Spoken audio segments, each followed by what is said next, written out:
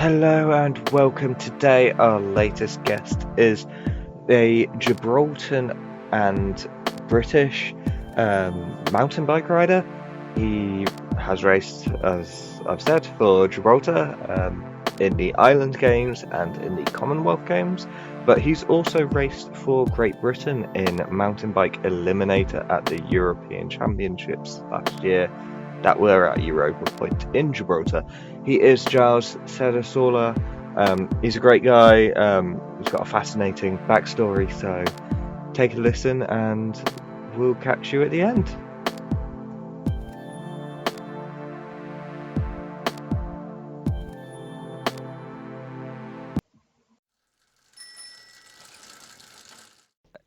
Hi, thank you so much for joining me today. How's it going?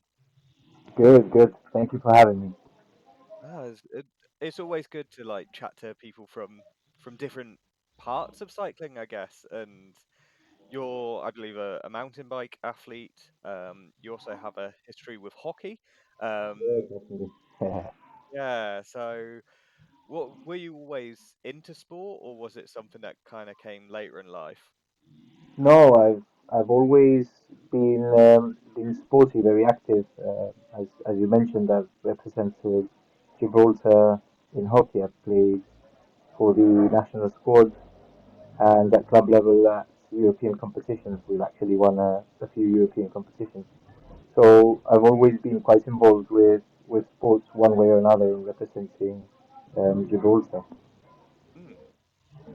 So, how did you end up going from the fields of hockey to the fields of mountain biking? Well, that came along during lockdown. So basically, lockdown came along, and we found that cycling and running were the only sort of get out of jail free cards. So I purchased a bicycle, and it didn't take long for me to fall in love with the sport. Um, just to shed some light behind the story, I mean, when lockdown hit and I purchased the bicycle, my father fell ill with cancer. Unfortunately, he passed away.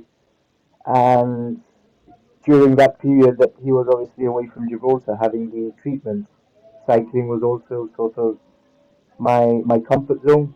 So Mm. it would distract my mind, and I would basically transfer any of my energy or emotions through cycling. Yeah.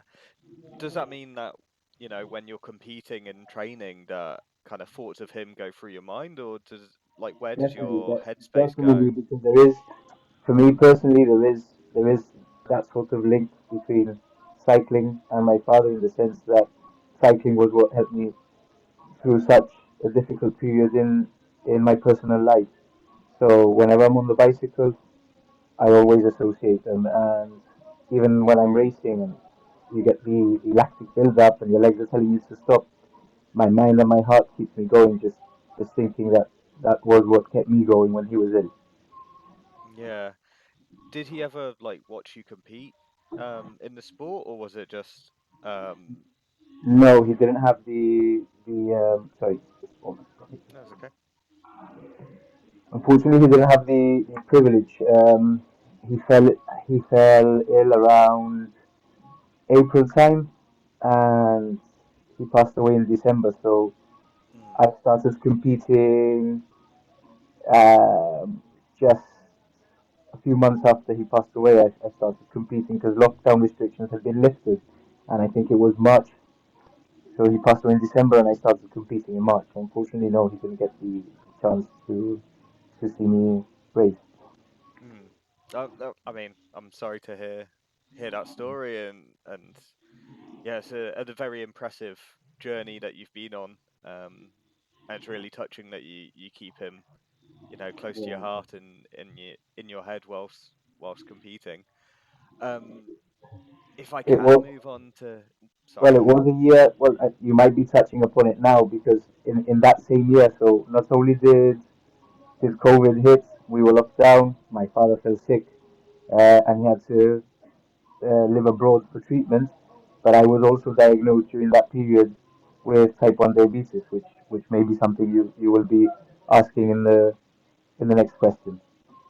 Yeah, I was probably going to go towards that, certainly at some point. And I guess, yeah, what goes through your mind as an athlete when you find out you've got what I only assume is quite a limiting, illness with diabetes being, I guess very dependent on blood sugar levels and ratios like that, and expending energy and the heat and things like that can have a huge influence over your well-being. There's so many factors. I mean, it's the temperature, stress.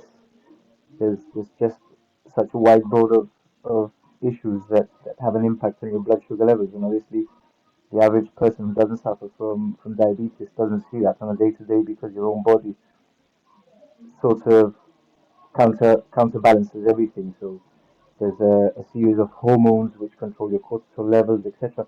And all that is done basically by the pancreas. So if you imagine that the pancreas no longer has a serving purpose within your body, so now you sort of have to administer insulin, you need to carb count, and your life changes. But the important message, which I tell everyone, is don't let it control you. You always have Mm. to be in control, you know. And as I tell everyone, it doesn't impair you from still trying to achieve your dreams and reaching your goals.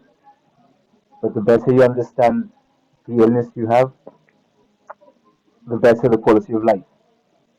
So as time has gone by, I mean, then again, cycling has helped me a lot. Any sort of sports and activities does help you with your well-being, especially type 1 diabetes. But as the years have gone by and as as I've delved in deeper into what type 1 really is and how the body really functions, I've learned to control it better, and I feel that I'm still learning, but I'm more control of it today than I was obviously 5 years ago when I was diagnosed. Yeah, yeah, for sure. And obviously, following this, I'll put some resources and links in the show notes for this, so people can find out more because I think it's a hugely interesting topic. And obviously, I don't know if they're still going, I must admit, the team Novo Nordisk, who were originally Team Type 1, with their goal of having a road cycling team with Yeah, just I Type have 1 tried to athletes. reach out because originally I did get some info from them. I have Mm, tried to reach out to them in the past, but I just think that they don't sort of want to give you information just in case they don't get it right. Because I mean, at the end of the day, everybody responds different to mm, medications, to food. Depends obviously if they have any other underlying conditions. So sometimes they're very limited or very generic as to what information they do provide you. But the important thing with type 1 is that you reach out to others within the same community, others with more experience than you, so that you can at least get a better understanding. And it basically it may it may be valid for me, but then again, if you apply it to yourself, you may find it's not good enough. But it's just understanding your body and finding the right combination. yeah, and speaking of community, obviously you did the charity ride for Diabetes Gibraltar. Like, how did that? Was that kind of your idea? Was that something that someone else came up with and We've participated in? I form part of the PEB Cycling Club, and they do an annual charity ride. Uh, and that year I thought, well, I'd like to give back to my community, something that touches home.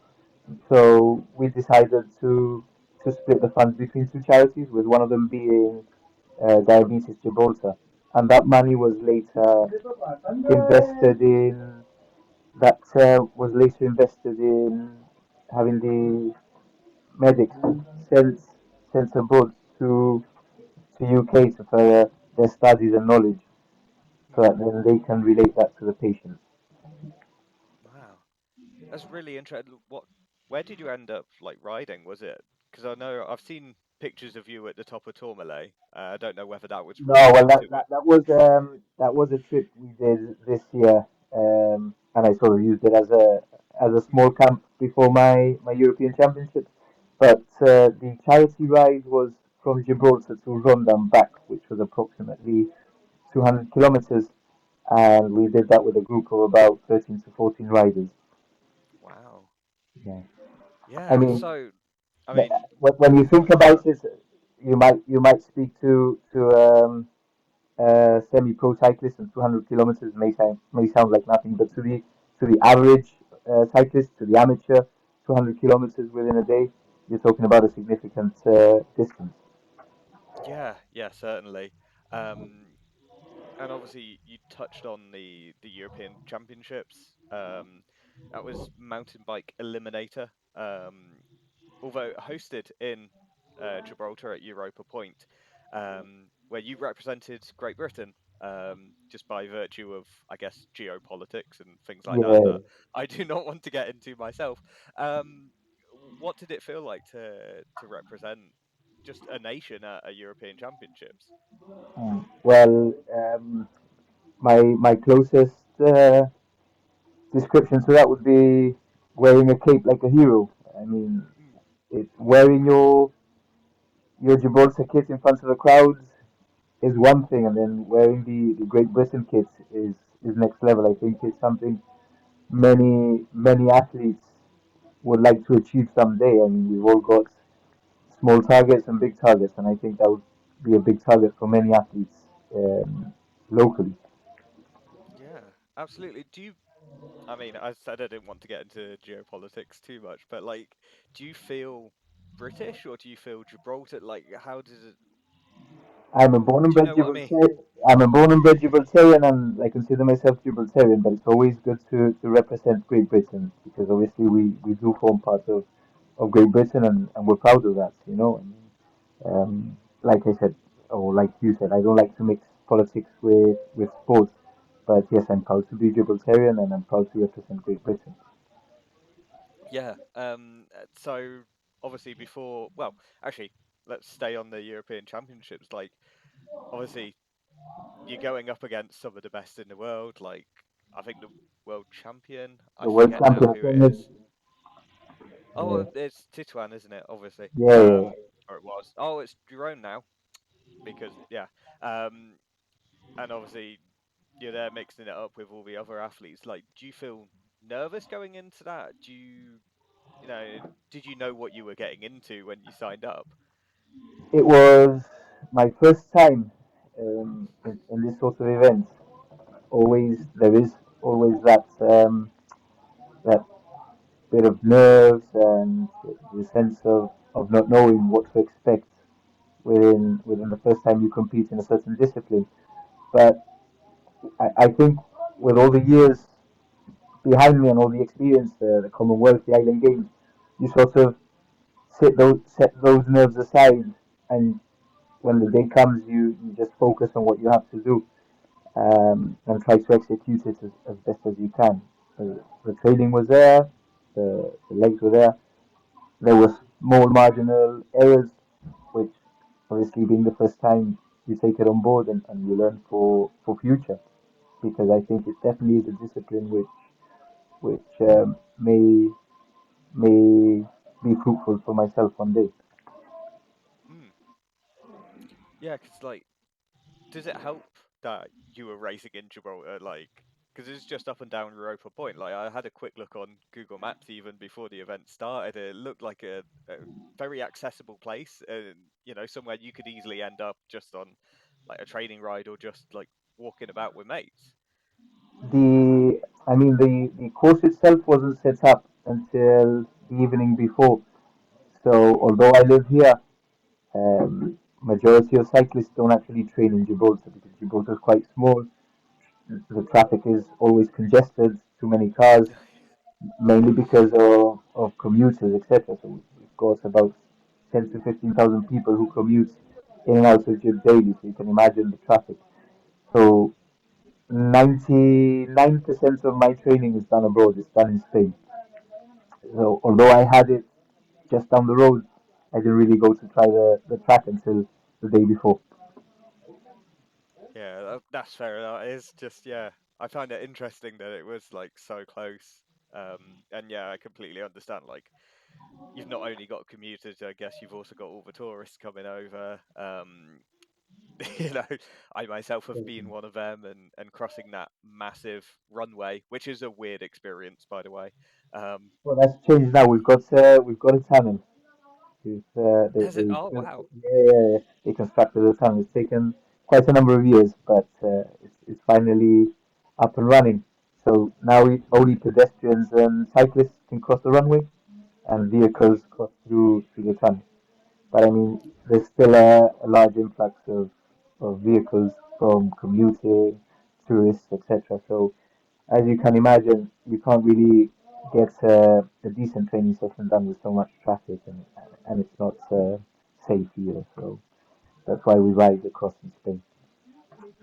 Yeah, yeah, that makes a lot of sense actually.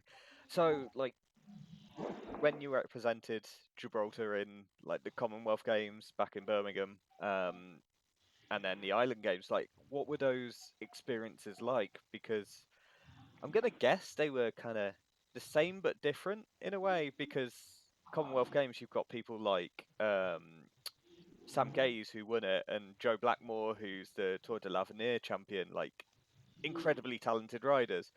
And the Island Games isn't like the same stature because it's a much smaller athlete pool because it's island people, you know. Yeah, definitely. I mean, just to put it into perspective, I'm actually glad that I did the Commonwealth before the Island Games because I feel that the Commonwealth probably prepared me best for the Island Games. Had it been the other way around, I don't know how I would have taken it. But I think we were about 28 riders at the Commonwealth Games. And as you mentioned, we had the likes of Sam Gaze, we had Anton Cooper, quite a few big names. From 28 riders, only 10 finished the race. Everyone else was lapped. So that's where you see the Oh gap yeah. between a professional rider and your dedicated amateur rider who has to work 9 to 5 just to put ends meet, you know. Um, so from the 10 that finished, I think about 8 or 9 of them were professionals, and the 10th was, I think his name, oh, I can't remember off the top of my head, but basically the 10th rider went on to win the following year at the Island Games. So he's Hmm. quite a high caliber. Um, what we take away from the Commonwealth is the experience, the knowledge, being able to share the track with professionals, see what it's like to to live in their boots for 2 3 weeks, and I think that helped me a lot because I did reach out to them. I did get a lot of feedback from them, advice, and that helped me apply those small differences to my training, to my setup, and take it on to the island games. Hmm. So then again, at the island games, I think for how small Gibraltar is, we did get a decent result, mid-table. Could we have done better? Probably. Could we have done worse? Also a possibility. So I think sitting at mid-table at the island games wasn't bad, taking into account that I am the first Gibraltarian to represent Gibraltar at the island games in Commonwealth. Hmm. I mean, yeah, it's hugely, um, I guess, exciting and great to see that representation coming through. I think you're also the first Great British rider to be at the mountain bike Eliminator Championships. I think we had Wow. one. Well, so there was Megan Sunderland who did the Barcelona World Cup last year. Ollie Akers did the Paris World Cup this year. Well, season just gone, and then you're the first one who's ever done a championship for rather than a World Cup, which is, That's yeah, history. breaking History new being ground. made again. Yeah, breaking ground. So that leads me on to say, like, what's the plans for next year? what ground are you hoping? I say next year. We're already in next year, but this season Well, coming. this season coming, I've set smaller targets. Obviously, I've I've got a little family, and cycling does take up a lot of time. It is a very selfish sport, and this year I'm going to maybe do some regional races within Spain. In fact, I've got a three-stage race coming up in Portugal, so I'm going to keep active, but I'm focusing more on quality training rather than quantity, and then aim because I think the Eliminator is coming back to Gibraltar for another year, and that will be end of 2025. So I'm going to keep active, keep doing races regionally, and see what we can make um, of the Eliminator this year. I've also set up a trip to the Pyrenees, so I'm trying to find the right balance between sports, family, work, and I think I've more or less got it sussed out for this year. However, I did take a big blow because my big objective was the following Commonwealth Games, Mm, but to my surprise, we were informed late 2024 that there won't be any mountain biking, or I think that there won't be any road cycling either. It's just track cycling that will be taking place. So that did sort of set my targets off range now. yeah. I mean, is there time to learn velodrome? Maybe. I mean, it's all in the mind. Whatever you set your mind to do can be achieved. It's just finding again, it's finding the time, finding the equipment. We don't have a velodrome here. I mean, I think the nearest one is about 2 hours away in Seville, if I'm not mistaken. Mm, So imagine having to travel 2 hours to train one and then travel back for another 2 hours.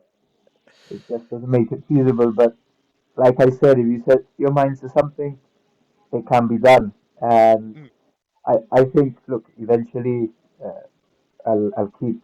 I'm a firm believer that if you've got small targets, it always keeps you motivated. You've got an incentive. You stay disciplined.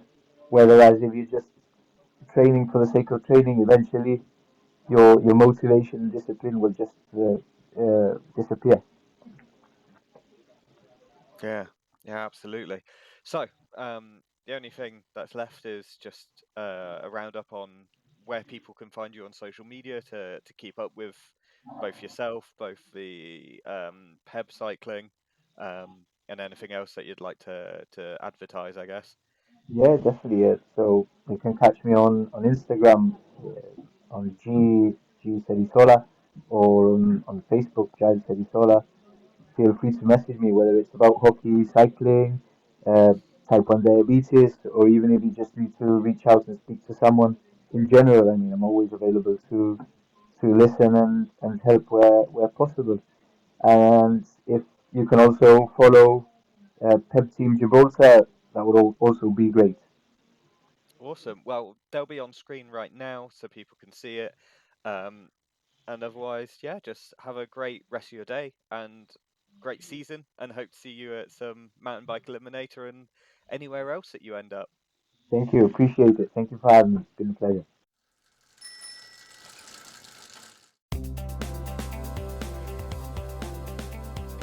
Well, there you go. I hope you enjoyed listening. I always hope you enjoy listening and learning about such a fascinating rider.